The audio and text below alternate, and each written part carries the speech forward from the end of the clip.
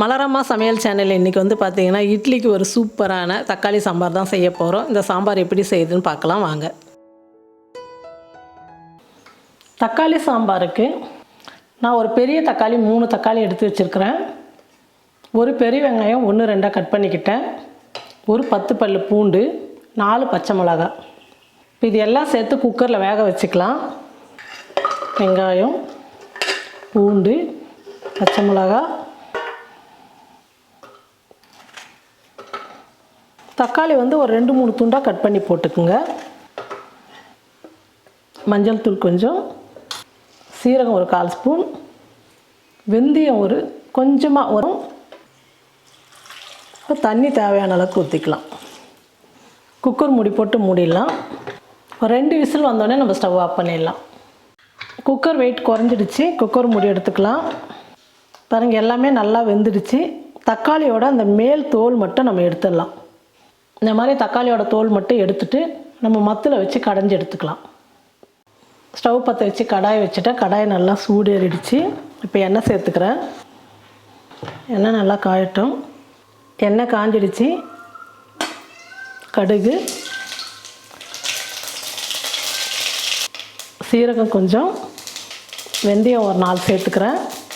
எல்லாம் நல்லா பொரிஞ்சிடுச்சு. ஒரு 100 கிராம் சின்ன வெங்காயம் வந்து உரித்து எடுத்துக்கிட்டேன். நல்லா நான் சின்னதாக எடுத்துக்கிட்டேன். ஏன்னா முழுசாக போகிறதுனால சின்னதாக எடுத்துக்கிட்டேன். கருவேப்பிலை கொஞ்சம், இது 2 சேர்த்துக்கலாம்.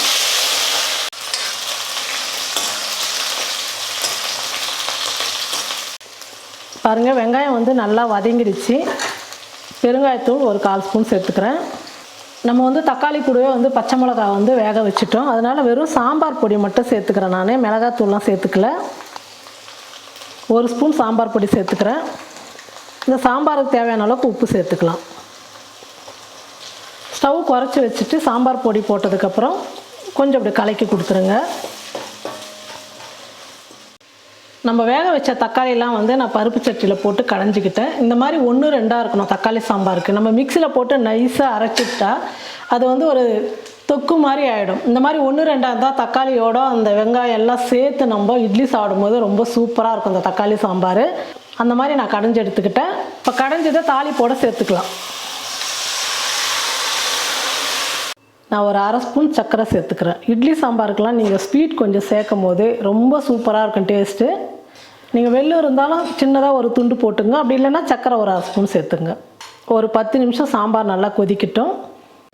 தக்காளி சாம்பார் வந்து கொஞ்சம் திக்காக வரத்துக்காக நீங்கள் கடலை மாவு போட்டுக்கலாம். எல்லாம் பொட்டுக்கடலை மாவும் போட்டு தண்ணியாக கரைச்சிட்டு ஊற்றிக்கலாம். நான் வந்து பொட்டுக்கடலை மாவு 2 ஸ்பூன் எடுத்துருக்கிறேன். இது கொஞ்சம் தண்ணியாக கரைச்சி நம்ம சாம்பார் கூட சேர்த்துக்கலாம். நான் நல்லா தண்ணியாக கரைச்சி எடுத்துக்கிட்டேன். இப்போ இதில் சேர்த்துக்கலாம்.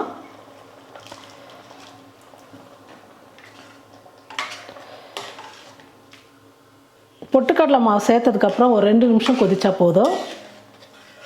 ஒரு 2 நிமிஷம் கொதிக்கட்டும். பாருங்கள், தக்காளி சாம்பார் ரெடி ஆகிடுச்சு.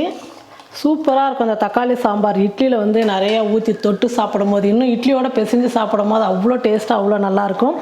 நான் ஸ்டவ் ஆஃப் பண்ணிடுறேன். பொடியாக கட் பண்ணிக்கிட்ட கொத்தமல்லி தூவிக்கலாம்.